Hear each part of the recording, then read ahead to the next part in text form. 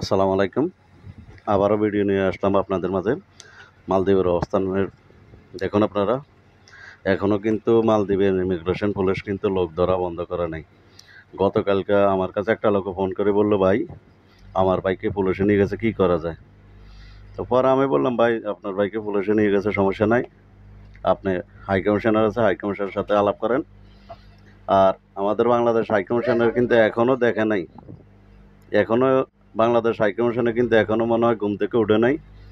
এ ব্যাপারে আসলে বাংলাদেশ হাইকমিশনের কোনো সিদ্ধান্ত নেয় নাই। কারণ আমি মনে করি হাইকমিশনের যারা কাগজ ঠিক করার ব্যাপারে হাইকমিশনের ঘোষণা দিলেও সবাই কাগজ ঠিক করেন, যে যার নামে কাগজ ঠিক করতে পারেন, সমস্যা নেই। কিন্তু হাইকমিশনের অনুমতিতে কিন্তু সবাই কাগজ ঠিক করছে, বিষয় ঠিক করছে। মালের রুপিয়া 40,000, 45,000 রুপিয়া, বাংলা 3 লাখ, 3.5 লাখ, 4 লাখ টাকা দিয়ে কাগজ ঠিক করছে। তারপরে কেন পুলিশে লোক ধরতেছে, এটা ব্যাপার বাংলাদেশ হাইকমিশনের কী জন্য কথা বলতেছে না, এটা বাংলাদেশ হাইকমিশনের জানের। তো যা হোক, আমি মনে করি সবাই যতজনে বিষয় লাগাইতেছে কিন্তু সবাই মালিকের যে টাকা প্রাপ্য ওই প্রাপ্য দিতেছে, এবং মালদ্বীপ সরকারের যে ট্যাক্স ওই ট্যাক্স দিতেছে, ইন্স্যুরেন্স করতেছে, মেডিকেল করতেছে। তারপরে কী জন্য সবার কাগজ ঠিক থাকা অবস্থা, কী জন্য পুলিশে তাদেরকে ধরে দেশে পাঠাইতেছে? এ ব্যাপারে যা হোক, হাইকমিশনারে জানে।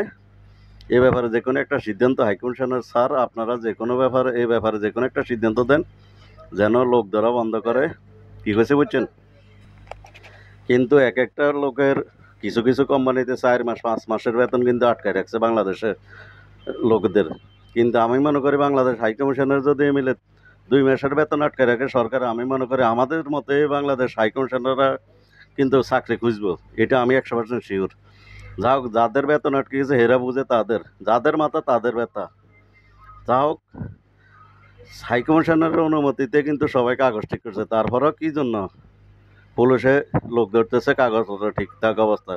যাদের কাগজপত্র ঠিক নেই তাদেরকে ধরে কোনো আপত্তি নেই, কোনো সমস্যা নেই, তাদেরকে ধরে পুলিশে দেশে পাঠাই দেয়। আর যাদের কাগজপত্র ঠিক আছে তাদেরকে কী জন্য ধরতেছে? এ ব্যাপারে হাইকমিশন স্যারের কাছে অনুরোধ, আপনি এই ব্যাপারে একটা সিদ্ধান্ত নেন। ওকে, আল্লাহ হাফেজ। আর আমার ভিডিওটা ভালো করে শেয়ার করবেন, যেন মানুষের কাছে পৌঁছতে পারে। বাংলাদেশের যত মালদ্বীপ প্রবাসী আছে সবার কাছে যেন আমার ভিডিওটা পৌঁছক। ওকে, আল্লাহ হাফেজ।